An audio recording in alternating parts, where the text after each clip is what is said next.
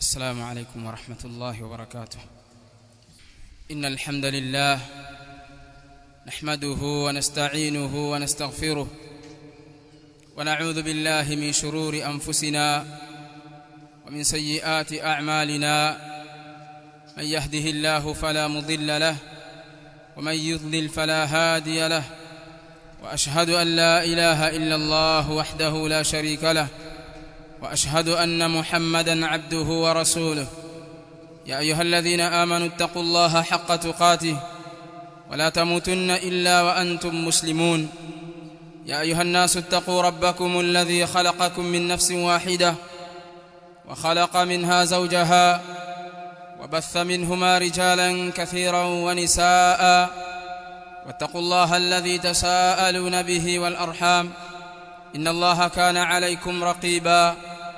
يا أيها الذين آمنوا اتقوا الله وقولوا قولا سديدا يصلح لكم أعمالكم ويغفر لكم ذنوبكم، ومن يطع الله ورسوله فقد فاز فوزا عظيما.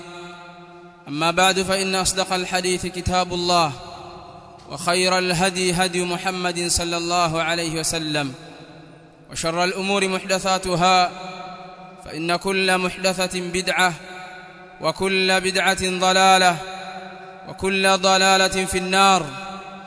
يقول الله جل وعلا في كتابه الكريم: فبظلم من الذين هادوا حرمنا عليهم طيبات أحلت لهم وبصدهم عن سبيل الله كثيرا وأخذهم الربا وقد نهوا عنه وأكلهم أموال الناس بالباطل وأعتدنا للكافرين منهم عذابا أليما. أيها الناس عباد الله، أوصيكم ونفسي بتقوى الله عز وجل، فإنه قد فاز المتقون. ndugu zangu Waislamu, baada ya kumhimidi Allah jalla wa ala na kumtakia swala na salamu mtume wetu Muhammad sallallahu alaihi wasallam, na kuhusieni pamoja na kuhusia nafsi yangu juu ya kumwogopa Allah jalla wa ala, kwa hakika wamefaulu wenye kumcha Allah subhanahu wa ta'ala. Ayuha nasu ibadallah, bila shaka hakuna mtu yeyote anayetamani wala kupenda kukutana na Mola wake Allah subhanahu wa ta'ala akiwa amemghadhibikia na kumuingiza katika adhabu yake Allah jalla wa ala, bali kila mtu atamani akutane na Mola wake akiwa ameridhiwa na ingizwe katika rahma zake Allah na katika janna. Hilo kila mtu alitamani, lakini Allah subhanahu wa ta'ala ameweka muongozo na mfumo maalum wa maisha. Yule atakayeufuata mfumo huo kwa mujibu wa maamrisho yake na mafunzo aliyoacha Mtume sallallahu alaihi wasallam, fahuwa minal faizin, huyo ndiye atakayekuwa ni katika waliofaulu, watakaokutana na Allah jalla wa ala hali ya kuwa wameridhiwa. Na yeyote atakayekhalif misingi hii aliyotupa Allah jalla wa ala na aliyotuachia Mtume sallallahu alaihi wasallam, huyo atakuwa katika waliokula hasara. Ndugu zangu Waislamu, tulieleza katika khutba iliyopita ubaya wa dhambi la kula riba na uharamu wake na makemeo kutoka katika Qur'an na sunna za Mtume sallallahu alaihi wasallam juu ya dhambi hilo. Lakini ndugu zangu Waislamu, jambo hilo limeenea katika mujtamaa wetu kwa kiasi kikubwa sana, kiasi ambacho imekuwa kama ni ada na kama vile imehalalishwa katika sheria. Na Allah subhanahu wa ta'ala tuliona katika ayat zilizopita, katika Ijumaa iliyopita katika suratul Baqara, Allah subhanahu wa ta'ala anasema watu wanakula riba kwa sababu ya kuifananisha na biashara, kwamba innamal bay'u mithlu riba, hakika hapana vingine, biashara ni kama riba. Kwa maana wewe ukiuza bidhaa wapata faida, kadhalika katika riba ni hivyo hivyo, wapata faida. Mfano, ukimkopesha mtu shilingi 10,000 akurudishie 11,000, 12,000, inategemea na mkataba wenu mlivyoufunga, kwamba kwa hiyo hii ni kama hii. Lakini Allah akatuambia wa ahalla Allahu al-bay'a wa harrama ar-riba, lakini Allah amehalalisha biashara na akaharamisha riba na akatoa makemeo makali, bali ikafikia Allah subhanahu wa ta'ala anasema kwamba yeyote anayekula riba amemtangazia vita Allah na mtume wake sallallahu alaihi wasallam. Ya ayyuhalladhina amanu ittaqullaha wa dharu ma baqiya minar riba, enyi ambao mmeamini muogopeni Allah na acheni vilivyobaki katika riba. In kuntum mu'minin, ikiwa nyinyi ni waumini wa kweli na umwamini Allah subhanahu wa ta'ala na umwamini mtume sallallahu alaihi wasallam na uamini mafunzo aliyokuja nayo mtume alayhi salatu wassalam. Fa illam taf'alu, msipofanya hivyo mkawa hamkukatazika na makatazo ya riba, fa'dhanu biharbin min Allah wa rasulih, basi mtangazieni vita Allah na mtume wake alayhi salatu wassalam. Bila shaka ni jambo baya na ni dhambi kubwa ikafikia haddi ya Allah kueleza katika kitabu chake kwamba yeyote anayekula riba amemtangazia vita Allah na mtume wake alayhi salatu wassalam. Waonaje wewe Muislamu na hali kama hii? Ayuha nasu ibadallah, ndugu zangu waislamu, Allah jalla wa ala ametuamrisha sisi katika Uislamu huu watu kuishi kwa kusaidiana, kwa sababu Muislamu ni ndugu yake na Muislamu. Pale watakapokopeshana basi iwe ni msaada baina yao na si kumkomoa mtu. Lakini kuna baadhi ya watu wakatumia fursa hii ya unyonge wa watu wengine, kwa sababu wana shida zao, wakaona ni fursa ya kupata kipato chao kwa kuwakopesha mikopo ambayo ina riba ndani yake. Umemsaidia nini wewe Muislamu mwenzako kwa kumkopesha mali ambayo wajua kwamba kurudisha kwake ni tabu? Bila shaka ni dhulma kufanyia hivyo, kuchukua mali ambayo si haki yako ukaacha kuchukua haki yako peke yake kama ulivyomkopesha wewe. Kwa hiyo watu inatakiwa komeke na jambo hili.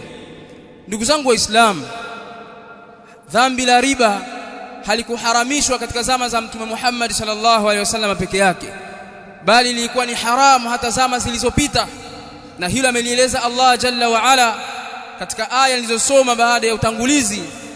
Allah subhanahu wa ta'ala anasema fabidhulmin minal ladhina hadu, kwa sababu ya dhulma ya Mayahudi walioifanya, haramna alaihim tayyibatin uhillat lahum, tuliwaharamishia wao vilivyokuwa vizuri vile ambavyo tulikuwa tumewahalalishia wao.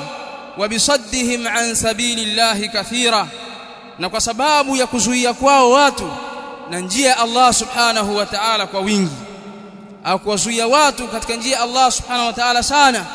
Lakini miongoni mwa sababu za kuharamishiwa yaliyo halali kwao, wa akhdhihim riba, na kuchukua wao mali ya riba, wa qadnuhu anhu, na hali ya kuwa wamekatazwa kuichukua hiyo riba, wa aklihim amwalan nas bil batil, na kula mali za watu kwa batil. Hayo yote yamesababisha Allah subhanahu wa ta'ala kuwaharamishia yaliyokuwa mazuri kwao, yale ambayo kwa wamehalalishiwa tayari, kwa sababu ya kula kwao riba na kudhulumu mali za watu. Kwa sababu riba ina ndani yake kuwadhulumu watu. Unachukua haki ambayo si yako. Haikuwa halali yako kukopesha shilingi 10,000 ukachukua 11,000 au mfano wa hivyo. Haikuwa ni halali kwako wewe. Kwa sababu ya hilo Allah aliwaharamishia yaliyohalalishwa kwao hao Mayahudi na watu wengine waliotangulia.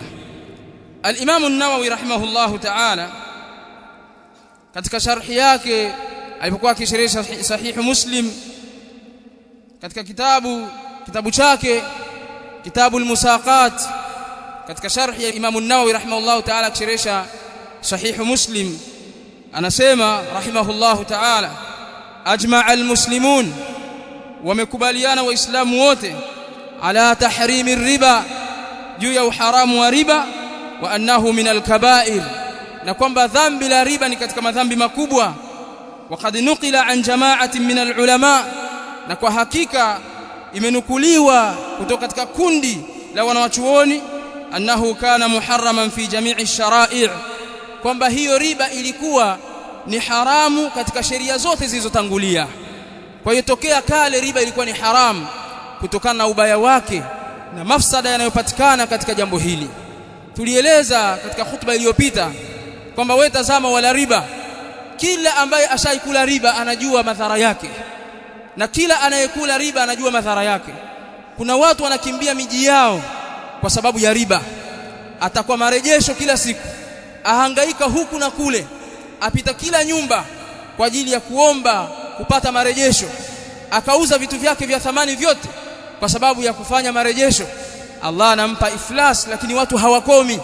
Pamoja na hayo yanayowapata, tukasema wanawake wangapi wanaodhalilika katika miji, wakadhalilishwa na vijana wadogo kabisa kwa sababu ya marejesho. Hiyo ni tayari ni ihana kwako wewe na udhalili kwa sababu ya dhulma unayoifanya ya kula riba.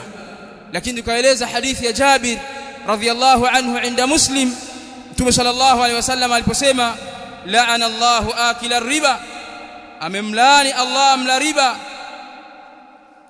wa mukilahu, na kadhalika mwenye kuitoa riba, wa katibahu, na mwandishi wa riba. Yeyote atakayeshiriki katika uandishi wake, pengine una stationery yako, kaja mtu ana mkataba atakaomwandikie, ukaandika, umelaaniwa pia. Ukiwa unahusika katika hilo, kaenda kwenye ushahidi, umelaaniwa. Washahidaihi, na mashahidi zake wawili. Waqala hum sawa, na Mtume sallallahu alaihi wasallam akasema wako sawa katika madhambi yao, wote wafanana katika ujira wa madhambi wanayoyabeba, kuanzia mlaji, mtoaji, shahidi mpaka waandishi, wote wanahusika katika jambo la madhambi ya riba. Kwa hiyo ndugu zangu Waislamu, haya yaliyoenea katika benki mbalimbali za Kiislamu, kadhalika vibanda vya mikopo na mengineyo, watu wanaokopeshana kwa riba, umekula dirham moja, ni mbaya mbele za Allah subhanahu wa ta'ala kuliko madhambi mengine, kama tulivyoeleza katika khutba iliyopita. Ayuha nasu ibadallah, ndugu zangu Waislamu, al-Imam Ibn Rajab al-Hanbali rahimahullah ta'ala katika kitabu chake Jami'ul Ulumi wal Hikam, alipokuwa akisherehesha hadithi ya Mtume sallallahu alaihi wasallam aliposema inna mimma adraka an-nasu min kalami an-nubuwati al-ula, hakika miongoni mwa yale walioadiriki watu katika mafunzo ya utume wa mwanzo, idha lam tastahi, usipokuwa na haya wewe, usipokuwa na aibu, fasna' ma shi't, basi fanya unachokitaka. قال الإمام ابن رجب الحنبلي رحمه الله تعالى جميع المعاصي محاربة لله، معصية yote ni kumpiga vita Allah jalla wa ala. Fa inna man asa Allah faqad haraba, hakika mambo yalivyo, mwenye kumwasi Allah subhanahu wa ta'ala huyo atakuwa shampiga vita. Lakini kullama kana adh-dhanbu aqbah, kila linapokuwa dhambi ni baya zaidi, kana ashadda muharabatan lillah, hilo linakuwa ni kubwa zaidi katika kumpiga vita Allah jalla wa ala. Walihadha samma Allahu akila ar-riba wa quta'a at-tariqi muharibina lillahi wa rasulih, na kwa sababu hiyo amewaita Allah jalla wa ala wala riba na majambazi kwamba ni wenye kumpiga vita Allah na mtume wake alayhi salatu wassalam, li'idhami dhulmihim li'ibadi, kwa sababu ya ukubwa wa dhulma yao wanayoifanya kwa waja wake Allah, wa sa'yihim bil fasadi fi biladi, na kwenda mbio kwao katika kueneza ufisadi katika miji yake Allah jalla wa ala. Kwa hiyo mla riba ana dhambi kubwa mbele za Allah subhanahu wa ta'ala kuliko madhambi yote duna shirki. Bila shaka ni dhambi kubwa, inatakiwa watu wakomeke na hilo, na hali ngumu tulizokuwa nazo za kimaisha inatakiwa tusivumilie na tupambane katika kutafuta cha halali, na tuachane na jambo la riba, kwa sababu ukila riba wajiongezea matatizo. Hakuna mla riba awe tajiri kiasi gani, hata kama ataonekana mbele za watu ni bilionea, ana mapesa ya kutosha, mtu huyu hajatulizana katika maisha yake, anahangaika mtu huyo katika roho yake, na siku ya kiyama atakutana na Allah subhanahu wa ta'ala, atamwadhibu juu ya dhambi hilo. Sheikh Ibn Baz rahimahullahu ta'ala alipokuwa akielezea jambo la riba na ubaya wake, akasema rahimahullahu ta'ala, ar-riba mamhuqun manzu'un al-baraka, riba ni yenye kufutwa na kuondolewa baraka. Sahibuhu kasharibi ma'il bahr, mwenye kula riba ni kama mnywa maji ya bahari. Mtu akaenda kwenye bahari akachota maji, ana kiu kikali, akaanza kuchota maji, la yazalu yatlubu al-mazid, haachi kuendelea kutafuta ziada. Mtu huyo kila anapokunywa maji hayamkati kiu, anaendelea kukusanya maji yale na kuyanywa. Ndivyo alivyokuwa mla riba. Kila anavyokula riba anazidi kuongeza. Akipata shilingi milioni 5, marejesho akiyamaliza tu atakaongeza hiyo milioni 10. Hivyo hivyo mpaka aja kufilisiwa mtu huyo na watu wale wanaokopesha kwa sababu ya dhambi hilo alilofanya. Na Allah shalitangazia kwamba yamhaqullahu riba, Allah anafuta baraka ya mali ya riba. Wala yazalu dhamauhu yazid, na hakiachi kiu chake kuwa ni chenye kuzidi mnywa maji ya bahari. Lakini akasema famaaluhu ila qilla, marejeo yake na hatima ya mla riba ni katika kupungukiwa mali na kufilisika. Wa ila ghadabillahi azza wa jalla, na kwenda kwenye ghadhabu za Allah subhanahu wa ta'ala. Na'udhu billahi min ghadabihi wa sakhatihi wa nas'alu Allah ar-ridha wat-tuqa wal-'afafa wal-ghina. aqulu ma tasma'una billahi. Alhamdulillahi rabbil alamin wal 'aqibatu lil muttaqin ولا عدوان إلا على الظالمين. والصلاة والسلام على أشرف الأنبياء وإمام المرسلين نبينا محمد وعلى آله وصحبه أجمعين والتابعين لهم بإحسان إلى يوم الدين وسلم تسليما كثيرا. أما بعد أيها الناس عباد الله. نقزنق وإسلام، الله جل وعلا amejalia kuwa matendo mema aliyoyajalia kwa waja yanatofautiana kitabaka na kidarajati. Kila yanavyozidi manfaa kwa mtu huko akhira ndivyo thawabu zake zinavyokuwa nyingi, na kadhalika malipo yake yanakuwa ni mengi. Na kama hivyo mambo maovu ndio hivyo hivyo, kila yanavyokuwa na madhara huko akhira na kadhalika duniani ndivyo malipo yake ya madhambi yanakuwa ni mengi, na adhabu ya Allah juu ya madhambi hayo inakuwa ni kubwa mno. Lakini pia madhambi madogo mara nyingine hufutwa na kuacha madhambi makubwa. Asema Allah subhanahu wa ta'ala, in tajtanibu kaba'ira ma tunhauna an, ikiwa mtajiepusha na madhambi makubwa mliokatazwa nayo, nukaffir ankum sayiatikum, tutakusameheni nyinyi, tutakufutieni nyinyi madogo yake katika madhambi mnayoyafanya nyinyi, wa nudkhilkum mudkhalan karima. Kwa hiyo mtu kujiepusha na madhambi makubwa ni sababu ya kufutiwa madhambi madogo.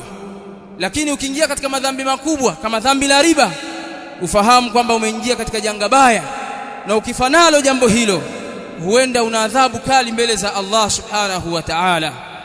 Mtume sallallahu alaihi wasallam ameyataja baadhi ya madhambi ambayo yanasababisha mtu kuangamia mbele za Allah subhanahu wa ta'ala. katika hadithi ya Abu Hurairah radhiyallahu anhu عند البخاري Mtume sallallahu alaihi wasallam anasema ijtanibu sab'a almubiqat, jiepusheni na madhambi saba yenye kuangamiza, jiepusheni na madhambi saba yenye kuangamiza. Qalu ya Rasulullah, masahaba wakasema ewe mjumbe wa Allah, wama hun, ni yapi hayo? Qala shirku billah, Mtume sallallahu alaihi wasallam akasema ni kumshirikisha Allah, wasihru, na uchawi, wa qatlu an-nafsi allati harrama Allah illa bilhaq, na kuiua nafsi ambayo ameiharamisha Allah jalla wa ala kumwaga damu yake isipokuwa kwa haki, wa aklu riba, na kula riba. Na hapo ndo mahallu shahid. Mtume sallallahu alaihi wasallam anasema miongoni mwa madhambi yenye kumwangamiza mtu ni kula mali ya riba, na hiyo ndio maudhui yetu. Kwa miongoni mwa madhambi yenye kumwangamiza mtu akifanya ni kula mali ya riba. Ndugu zangu waislamu, tumuogope Allah jalla wa ala na tuepukane na madhambi yote aliyokataza Allah subhanahu wa ta'ala, na yale makubwa yake ka akli mali riba. Imepokelewa kutoka baadhi ya salaf wakisema idha dhahara zina wa riba fi qarya, itakapodhihiri riba, itakapodhihiri dhambi la zina ikawa ni jambo la kawaida kama wanafanya baadhi ya watu, uzinifu ikawa kama desturi, na mkemeaji akaonekana ni kiroja katika jamii, wazuiaji, yawezekana vipi kijana akaacha kuzini? Kuna baadhi ya watu akili zao ziko hivyo kwa sababu washakuwa ni wenye kuzama katika madhambi hayo. Kwa hiyo ukisimama ukazungumzia zina, yule msikilizaji anaweza kaona yawezekana vipi mtu asizini? Maustadhi wenyewe na mashekhe wazini bana, tuje tuwe sisi vijana, kwa sababu ya upumbavu ambao shagubikwa kwenye akili yake kwa sababu ya kuzama katika dhambi hilo. Au kula riba, kuna mabingwa wa kula riba, ukizungumza maneno kama haya ona basi tutakufana njaa, hata riba pia haram, si kama biashara tu. Sasa uendelea kusema hivyo, alafu uje uone akiba yake kuanzia hapa duniani na mbele za Allah jalla wa ala. Kwa hiyo baadhi ya salaf imenukuliwa kutoka kwao kwamba itakapodhihiri dhambi la zina, ikawa fahisha hii ni dhahir shahir yafanyika, wariba na riba, na wakasimama baadhi ya watu kuitetea, kama tulivyoeleza katika hutuba iliyopita. Baadhi ya mashekhe wamepewa mitihani, wao kila kitu ni kuhalalisha tu, wakitafutia njia wakakihalalisha kwa sababu ya kuona kwamba hakuna uharamu ndani yake, hisi kama biashara tu. Baadhi ya mashekhe ambao wanahalalisha mambo ya haram, na wamuogope Allah jalla wa ala katika hilo. Likidhihiri jambo hilo likazidi na ikawa hakuna wakemeaji katika miji, faqad ahallu bi anfusihim adhab Allah, hao watakuwa wamezihalalishia nafsi zao adhabu ya Allah jalla wa ala. Na sisi ili isishukie adhabu ya Allah katika miji yetu hii, ni lazima tukemee mambo kama haya, walau karihal karihun, hata kama watachukia wenye kuchukia ambao wana maslahi na mambo haya. Muda wa kuwa tunazungumza dinan, hatuogopi lawama za mwenye kulaumu, wala hatumuogopi yeyote kwamba atasemaje mtu fulani hali ya kuwa ndo mla riba. Sisi tunaelezea sheria ilivyo, faman shaa falyu'min wa man shaa falyakfur. Na jambo hili la kukemea si sababu ya kwamba watu watasema hatutoacha, sema msemavyo. Hata pombe ilikatazwa tokea zama za Mtume sallallahu alaihi wasallam, lakini jambo hilo halikuachwa mpaka leo. Watu wanywa pombe, watu wacheza kamari, lakini aya ziko wazi, lakini watu wanaendelea hivyo hivyo. Lakini liyahlika man halaka an bayyina wa yahya man hayya an bayyina. Allahumma inna nas'aluka ridhaka wal janna wa na'udhu bika min sakhatika wan nar. ربنا لا تزغ قلوبنا بعد إذ هديتنا وهب لنا من لدنك رحمة إنك أنت الوهاب. ربنا اغفر لنا ولوالدينا وارحمهم كما ربونا صغارا. اللهم اشف مرضانا ومرضى المسلمين وارحم موتانا وموتى المسلمين. اللهم إنا نسألك علما نافعا ورزقا طيبا وعملا متقبلا. ربنا اغفر لنا ولإخواننا الذين سبقونا بالإيمان ولا تجعل في قلوبنا غلا للذين آمنوا ربنا إنك رؤوف رحيم. اللهم يا مقلب القلوب ثبت قلوبنا على دينك، يا مصرف القلوب صرف قلوبنا على طاعتك برحمتك يا أرحم الراحمين. ربنا آتنا في الدنيا حسنة وفي الآخرة حسنة وقنا عذاب النار. وصلى الله وسلم على نبينا محمد.